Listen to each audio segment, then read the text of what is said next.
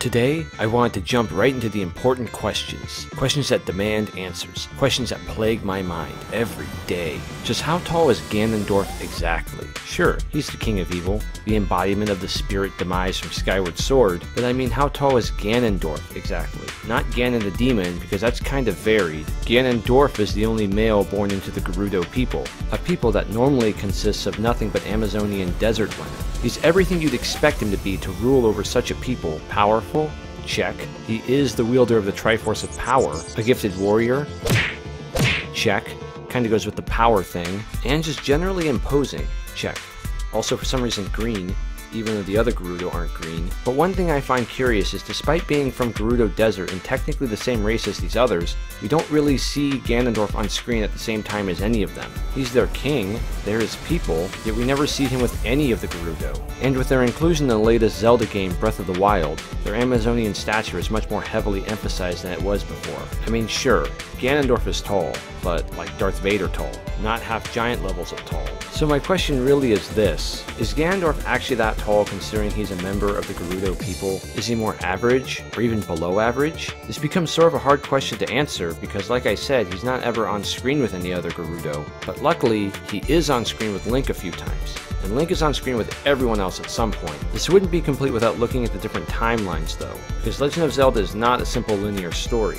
Nope, there are branching timelines with races morphing into different things and art styles shifting dramatically, but I think I can still answer this question to a large degree. We know from the end scene that Link and Zelda are roughly the exact same height, and if we do some rough estimations of Zelda's height relative to Ganondorf, we can see how much taller he is than Link, who's our universal measuring stick for everything in his world. But first things first, we need to know roughly how tall Link even is in Ocarina of Time to know how tall Ganondorf is. If Ganondorf is, say, 1 foot taller than Link, it does us no good because Link could be 4 feet tall, 5 feet tall, or 6 feet tall. This is a fantasy world, we have no frame of reference. Starting with young Link, we can get a gauge of how much taller he is as adult Link with his Hylian shield as a reference point. The Hylian shield is too large for child Link to wield, but it's small enough for adult Link to comfortably carry around all day on his back. It's likely based on a heater shield, being used primarily to protect Link's torso and not his legs. Heater shields come from the larger kite shields that were originally designed to protect the wielder's legs as well as their torso. The heater shield is smaller in design because by the 12th century, typical soldiers had better chainmail armor protecting their lower body. The smaller shields allowed them to still have some protection for their upper body and to be more mobile than they were before with the kite shields. Replicas of the Hylian shield are typically 25 inches, so we'll assume for now that's the size of our iconic shield,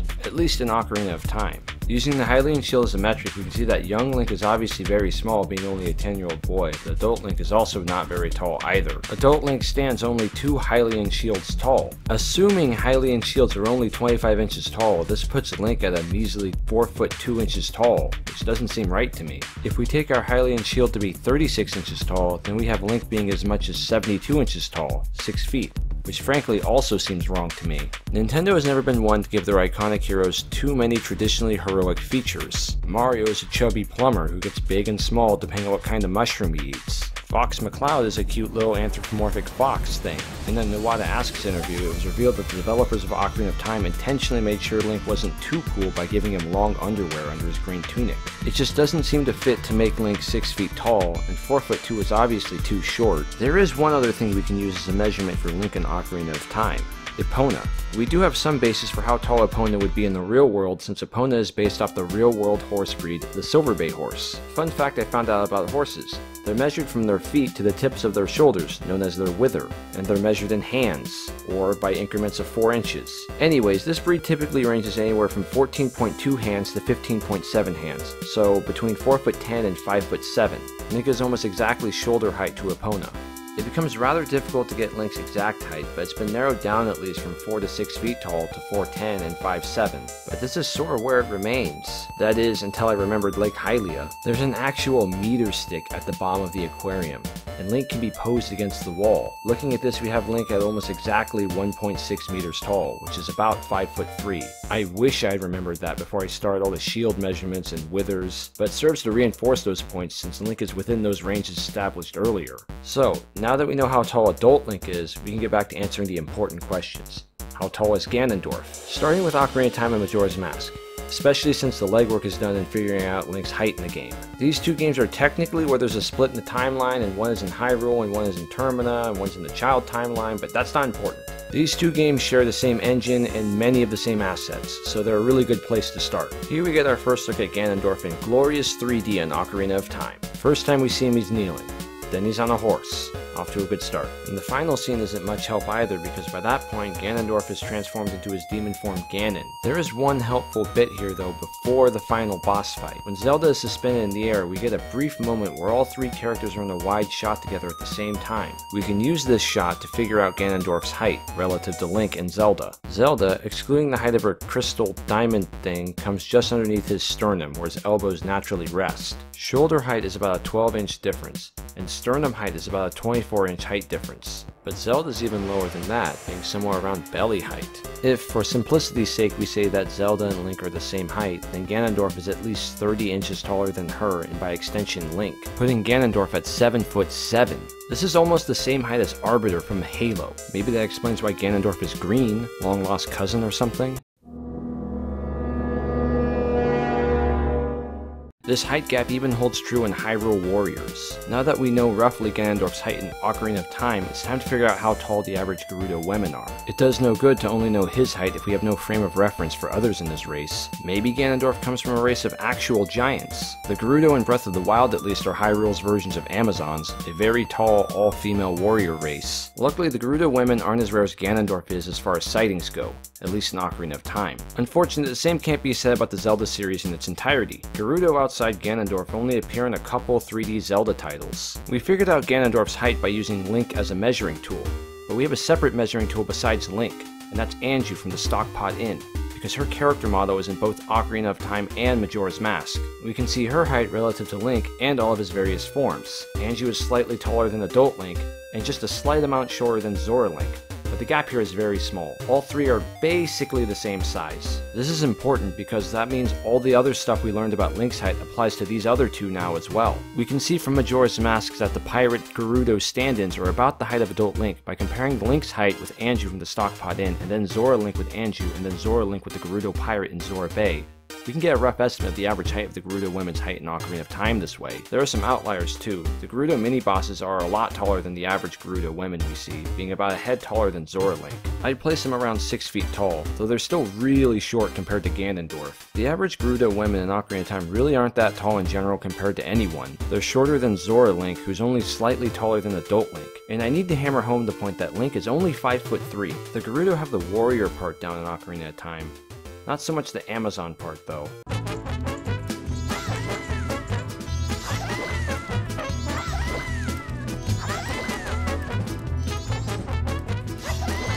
Well, I guess they're trying to be warriors. As an aside, what's interesting to note is just how tall Fierce Deity Link is. It's hard to get that perspective in a normal playthrough because you're only ever allowed to play as him in boss rooms where the thing you're fighting against is 20 feet tall, or in some cases hundreds of feet tall. But if you glitch the game and run around this Fierce Deity in the overworld, you see he's actually giant sized compared to normal people. He's too tall to fit through most doorways, and if you do go inside buildings, you'll find yourself trapped because the camera is too high to reach down to the doorway. Fierce Deity is a dark god and might be enough to even give Ganondorf a run for his money. Unfortunately, there's not much more Gerudo content in Zelda games. Ganondorf appears in Ocarina of Time, and then again in Wind Waker, but there are no Gerudo at all in Wind Waker, and the same is true in Twilight Princess. Skyward Sword is even worse because Ganondorf himself technically doesn't even appear at all, and the Gerudo race doesn't even exist yet at that point. Where we're in luck is in Breath of the Wild. The Gerudo women have an actual town in this game where they aren't hostile to you. Finally, no more sneaking around. Oh, Link has to wear a disguise to get in. Well, it could be worse. The Gerudo in this game, unlike before, draw heavy inspiration from Greek Amazons. As I've mentioned before, the parallels have always been there.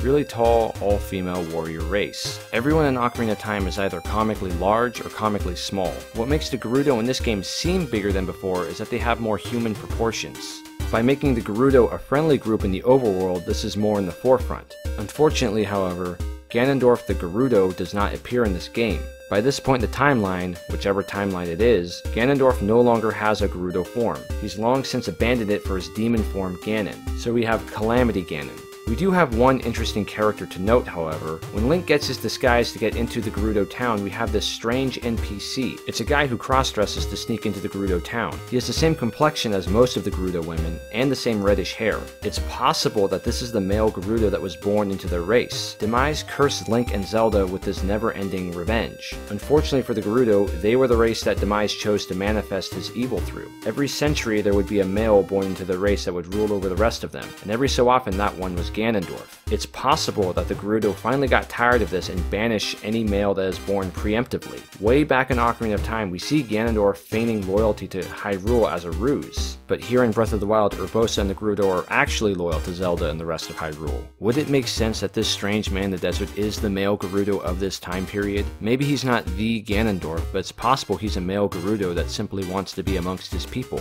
and so disguises himself to do so. It's possible, but it's also very possible that he's simply a creep. In the former case, it's odd that he's so short, barely taller than Link, who, if he's still as tall as he was in Ocarina of Time, is only 5'3". It would be interesting to know if this person actually is the male Gerudo of this timeline. If it is, maybe his diminished size parallels his diminished role in that society, from king to complete outcast. It's also interesting to note how the roles here have been completely flipped. Gerudo were not that tall on average back in Ocarina of Time. I think Nintendo saw the Gerudo were underutilized in the Zelda series, their only appearances in Ocarina of Time and Majora's Mask, and decided to give them more of an identity in Breath of the Wild.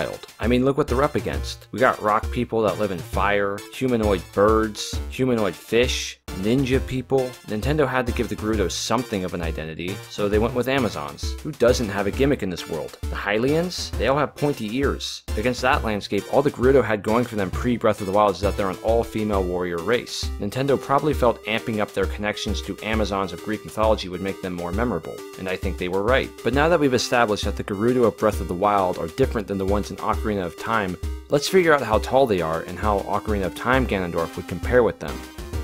Since we're here already. The Gerudo here in Breath of the Wild are actually pretty varied.